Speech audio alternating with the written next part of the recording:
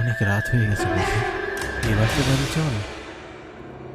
কিন্তু মা যেন কিছু বলতে যাচ্ছে। রনির কথায় আমি বেশ অবাক হলাম। মৃত মানুষ কি বলবে? রনির মা আজ দুপুরে মারা গেছে। যাকে কিছুক্ষণ আগে মাটি দেওয়া হলো সে নাকি কথা বলতে চায়। অতি শোকে রনি হয়তো উল্টাপাল্টা বলছে।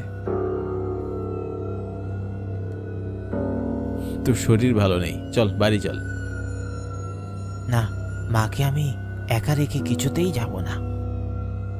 চল তো বাড়ি চল, তোর শরীর ঠিক নেই। আমি রনিকে নিয়ে গায়ের পথে হাঁটতে থাকি।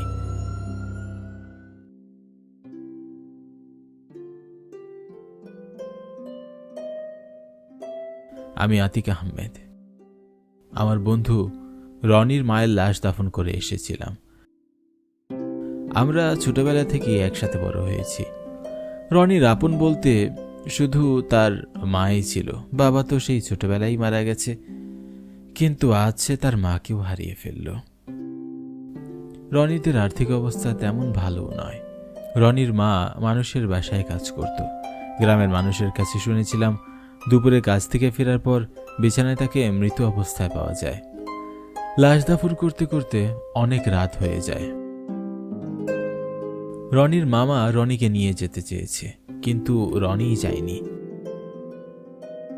রনির মামার বাড়ির কারো সাথে সম্পর্ক ভালো নেই তাদের। রনি একদম বাকরুদ্ধ হয়ে যায়। রনির মনের অবস্থা আমি বুঝতে পারছি। মা বাবা ছাড়া পৃথিবীতে আর কেউই আপন হয় না। ছেলেটা আজ সম্পূর্ণ একা হয়ে গেল। রনি আমার ভালো বন্ধু। এই অবস্থায় রনিকে আমি একা রেখে যেতে পারি না। আজ রাতে আমি রনির সাথে থাকি।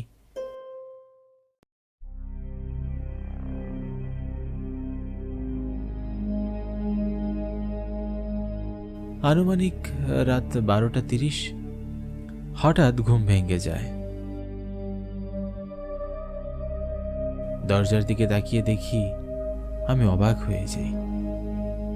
দরজা খোলা রাখা, অথচ আমার স্পষ্ট মনে আছে আমি ঘুমানোর সময় দরজা বন্ধ করেই ঘুমিয়েছিলাম। বিছানা থেকে আমি নেমে পাশের রুমে যাই। পাশের রুমে রনির মা থাকতো, আর সেই খাটে আজ রনি শুয়ে আছে। কিন্তু কি আশ্চর্য, রনি রুমে নেই।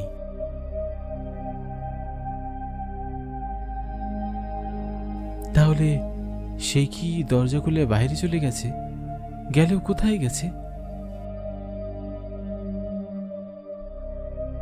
আমি বাইরে এসে কাউকেই দেখতে পাই না, কিন্তু আমার কেন যেন মনে হচ্ছে রনি কবরস্থানে তার মায়ের কাছে গিয়েছে। আমি বাইরে আসি, হাঁটতে হাঁটতে কবরস্থানের খুব কাছে চলে আসি।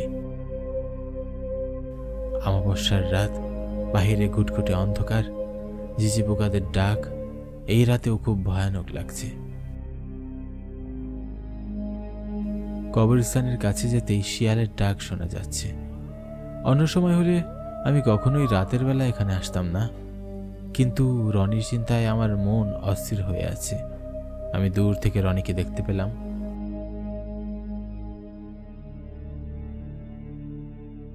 রনি, এই রনি, কি করছিস তুই? রনি আমার কথা কিছুতেই শুনল না। আমি কবরস্থানের ভিতরে গিয়ে রনিকে আটকালাম।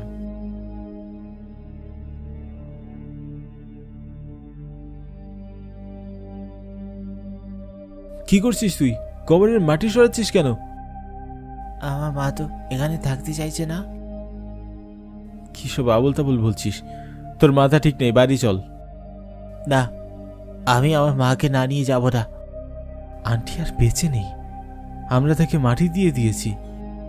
না, আমার মা বলছে আমার আমার মা বেঁচে আছে। রনি কিছুতেই আসতে চাইছে না। অনেক বুঝিয়ে সুঝিয়ে আমি রনিকে বাড়ি নিয়ে যাই।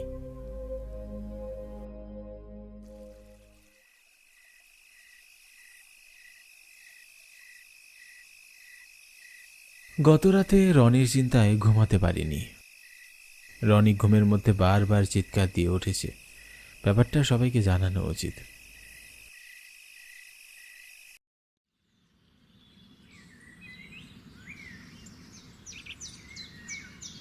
সকালে রনিকে ঘুম অবস্থায় রেখে আমি হাঁটতে হাঁটতে গ্রামের চায়ের দোকানে চলে আসি। দোকানে বসে চা খেতে খেতে চা দোকানি এবং গ্রামের অন্যদের কথা শুনছি। আমার প্রাণটা তো আর একটু হলেই নিভেই যাচ্ছিল। কি হয়েছে চাচা? কাল রাতে এই দোকান বন্ধ করে বাড়ি ফেরার সময় যখন কবরস্থানের পাশ দিয়ে যাচ্ছিলাম,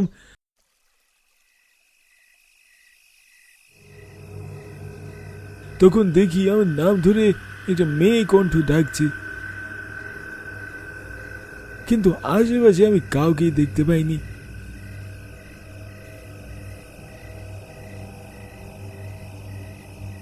কিছুক্ষণ পর আবার হাসির শব্দ শুনতে পাই। হাসির শব্দের এত তীব্রতা ছিল, মনে হচ্ছিল যেন কানের পর্দা ফেটে যাবে, এত ভয়ানক সেই হাসি। হঠাৎ কবরস্থানের ভেতর একজন সাদা শাড়ি পরা মেয়েকে আমি দেখি। ভয়ে আমার সারা শরীর শিউরে ওঠে।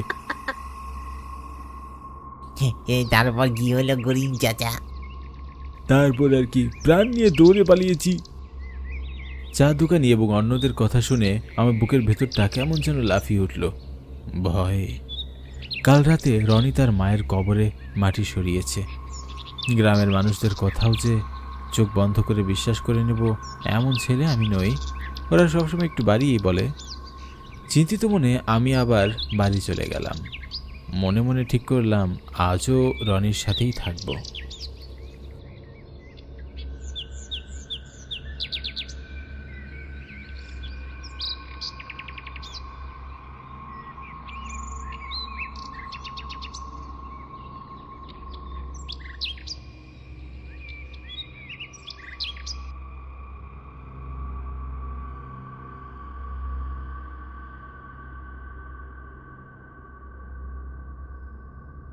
আজও ঠিক মধ্যরাতে আমার ঘুম ভেঙে যায়।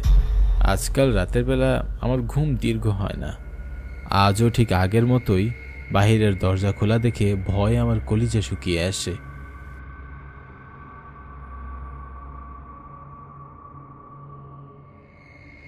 তার মানে রনি আজও কবরস্থানে গেছে। হঠাৎ পাশের রুম থেকে ঠক ঠক শব্দ হয়ে ভয়ে সেদিকে এগিয়ে যাই।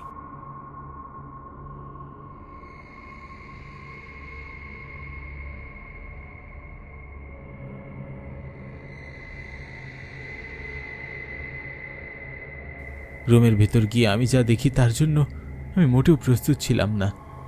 রনির বিছানার উপর লাশ, সাদা কাফনে ঢাকা লাশ। লাশ থেকে আমার সারা শরীর হিম হয়ে এলো। আমি ধীরে ধীরে এগিয়ে গেলাম। এটা রনির মায়ের লাশ।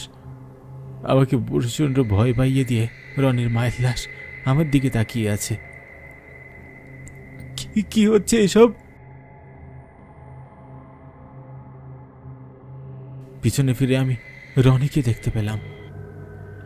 রনি, তুই কোথায় ছিলি? আর কি হচ্ছে কি ভাই?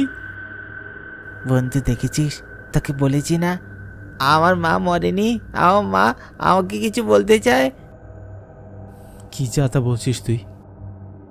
চোখের সামনে মাকে দেখেও তুই এখনো আমার সাথে কথা বলছিস?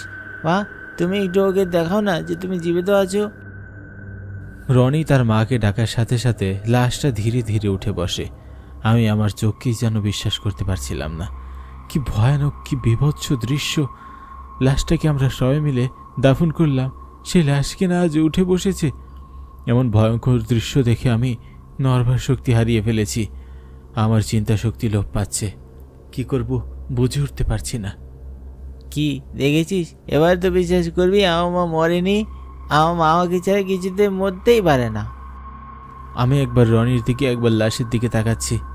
আমার চোখে বিস্ময়, ভয়, আতঙ্ক বিরাজ করছে। লাশটা এবার উঠে আমার দিকে আসতে থাকে। লাশটাকে আমার দিকে আসতে দেখে আমি সব বুঝে যাই। এটা রনির মায়ের আত্মা। রনির মা আবার ফিরে এসেছে আত্মা হয়ে।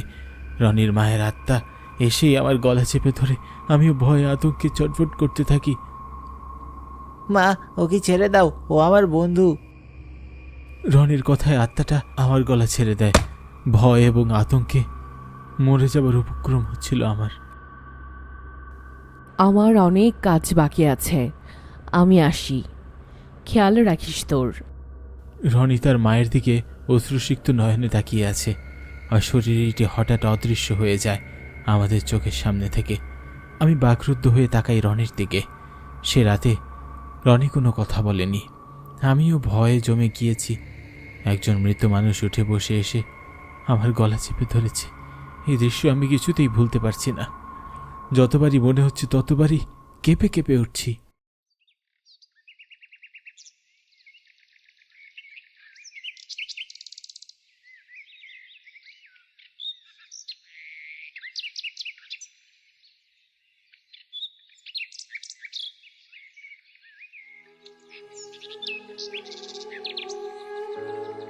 এই কাজ কার হবে?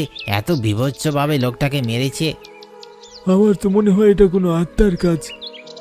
আফতাব চৌধুরীর বিভৎস লাশটা মাটিতে পড়ে আছে, তার সারা শরীর রক্তাক্ত। আফতাব চৌধুরীর বাসায় কাজ করত রনির মা। আমি রনির দিকে তাকিয়ে দেখি তার মুখে হাসি ফুটেছে। ভিড় থেকে বের হই আমি আর রনিকে একটা নির্জন জায়গায় নিয়ে গিয়ে আমি তার কাছে সব জানতে চাই।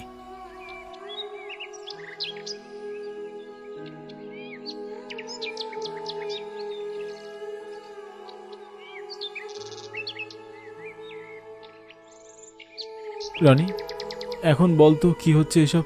গতকাল রাতেও তুই কোনো কথা বলিসনি। তুই এখনো বুঝতে পারছিস না? না, কি হচ্ছে বল। আমার মা আফতাব চৌধুরীর বাসায় কাজ করত। তুই তো জানিস আফতাব চৌধুরীর কাছে আমার বাবার সব জমি বন্ধক আছে।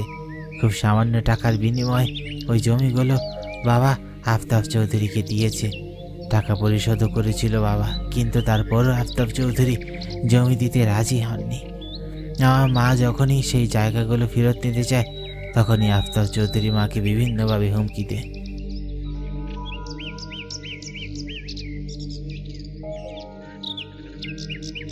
মা চেয়েছিল ওই জায়গাগুলো নিয়ে আমার জন্য একটা ছোট মুদির দোকান খুলে দিবে। আফতাব চৌধুরীর নামে আমার মা গ্রামের চেয়ারম্যানের কাছে নালিশ করে। আফতাব চৌধুরী জমি ফেরত দিবে বলে জানায়। সেদিন দুপুরে আমার মাকে বাসায় ডেকে তার খাবারের সাথে বিষ মিশিয়ে দেয়, যেটা মা প্রথমে বুঝতে পারেনি।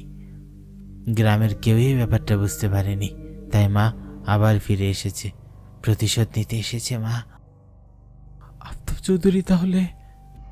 হ্যাঁ, আমার মা মেরে ফেলেছে। এখন আমার মায়ের আত্মা শান্তি পেয়েছে। রনির প্রত্যেকটা কথা শুনে আমার মনের ভয় দূর হলো।